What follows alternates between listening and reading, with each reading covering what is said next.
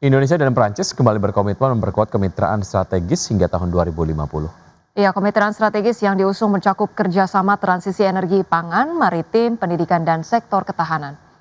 Usai gelaran World Economic Forum Davos 2026, Presiden Prabowo Subianto diundang khusus melakukan pertemuan bilateral dengan Presiden Prancis Emmanuel Macron, di mana secara strategis pertemuan bilateral tersebut memperkuat hubungan kemitraan erat Indonesia-Prancis. Kedua pemimpin negara tersebut menegaskan komitmen stabilitas global serta mendalami kolaborasi di sektor pertahanan yang kuat, kerjasama di bidang investasi dengan perusahaan Eramet Danone, kemudian L'Oreal dan Michelin, berperan penting dalam pembangunan transisi energi di Indonesia hingga kerjasama sektor pangan dan maritim. Pertemuan strategis ini juga menekankan komitmen pemerintahan Prabowo untuk memperluas kemitraan strategis di Eropa.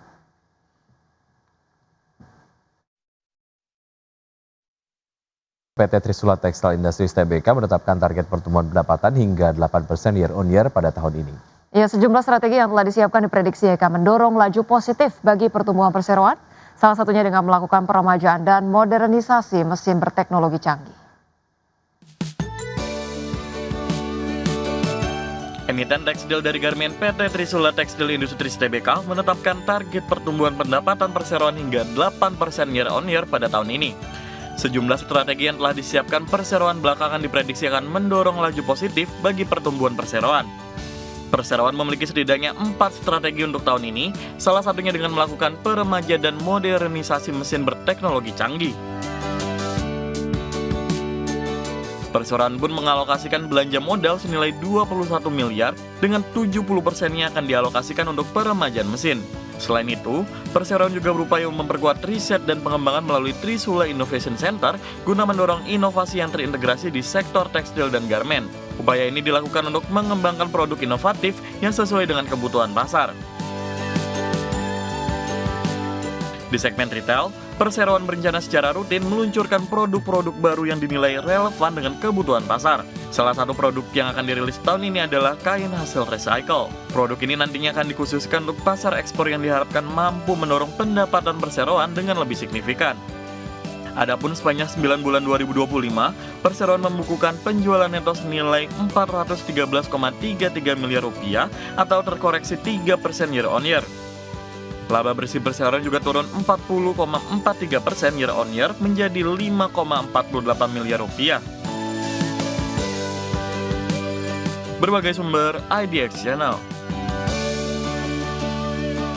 Pemirsa, emiten konsumer PT Multimedika International Tbk menargetkan pertumbuhan pendapatan 10 hingga 15% tiap tahun pada periode 2026 sampai dengan 2030. Direktur Utama PT Multimedika International Tbk, Mengki Mangarek, mengatakan pada 2026 perseroan telah menetapkan arah bisnis dengan menempatkan segmen baby care sebagai mesin pertumbuhan utama, disertai diversifikasi produk secara selektif di kategori personal care dan adult care. Mengki juga menyatakan perusahaan menargetkan pertumbuhan yang terkontrol dan berkualitas sejalan dengan dinamika pasar fast moving consumer goods di Indonesia yang diproyeksikan tumbuh 6% sampai 9% year on year di tahun ini, di mana segmen baby and child care diperkirakan tumbuh 8 sampai dengan 11% year on year dan personal care and beauty sebesar 9 hingga 12% year on year. Sementara itu, segmen penjualan tisu basah dan produk hygiene diperkirakan berkontribusi 15 sampai dengan 20% terhadap revenue 2026, seiring meningkatnya kesadaran konsumen terhadap produk kebersihan dan kebutuhan harian.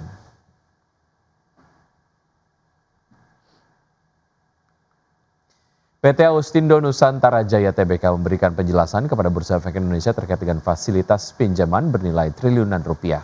Ya, pinjaman ini dinilai sebagai transaksi material karena nilainya melampaui 70% dari ekuitas perseroan.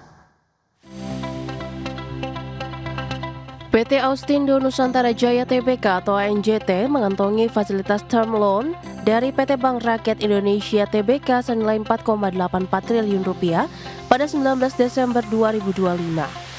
Fasilitas pinjaman ini dimanfaatkan oleh 4 perusahaan terkendali yaitu PT Sahabat Mewah dan Makmur sebesar 1,63 triliun rupiah, PT Kayung Agro Lestari sebesar 1,39 triliun rupiah, serta 2 entitas lain yaitu PT Austindo Nusantara Jaya Agri dan PT Austindo Nusantara Jaya Agri Siais.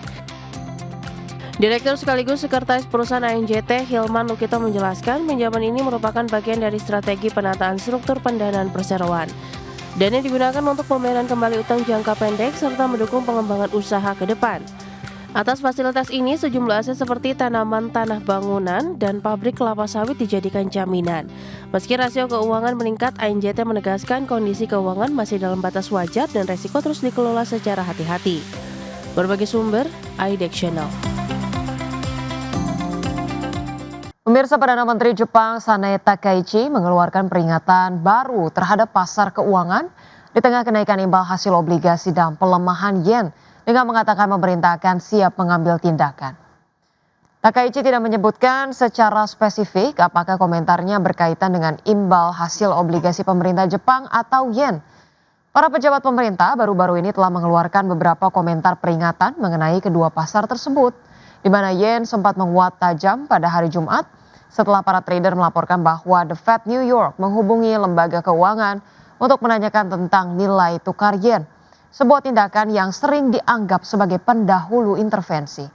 Sementara itu di sisi lain, pemirsa, Gubernur Bank Sentral Jepang Kazuo Ueda mengatakan bahwa imbal hasil obligasi pemerintah Jepang meningkat terlalu cepat akhir-akhir ini. BOJ pun siap untuk meningkatkan operasi pembelian obligasi jika perlu. Ueda mengatakan bahwa Bank Sentral dapat melakukan operasi pasar obligasi secara lebih fleksibel untuk mengekang kenaikan imbal hasil. Adapun sebagai catatan, pemirsa, imbal hasil obligasi dari pemerintah Jepang 10 tahun meningkat tajam pada bulan ini, mencapai level tertinggi dalam beberapa dekade.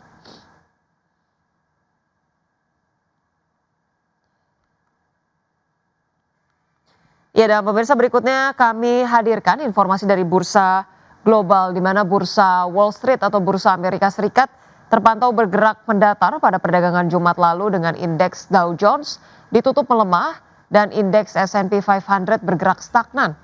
Seiring selera resiko investor yang menurun di akhir pekan yang bergelombang akibat kejatuhan saham Intel karena prospek yang suram.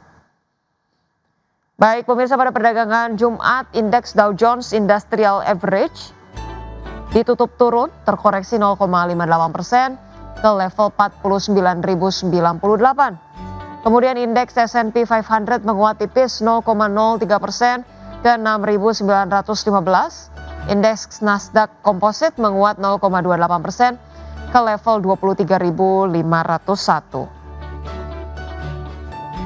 Kemudian pemirsa, dari pasar Eropa, terpantau indeks saham Eropa ditutup melemah pada Jumat dan mencatatkan penurunan mingguan seiring dengan investor bersikap hati-hati dan menilai potensi gejolak perdagangan akibat ketegangan dengan Amerika Serikat terkait dengan Greenland. Indeks Stoxx 600 ditutup turun 0,1% ke level 608,34, kemudian indeks FTSE 100 Inggris melemah 0,7% ke level 10.143 dan indeks CAC 40 Prancis terkoreksi 0,072% ke level 8.143.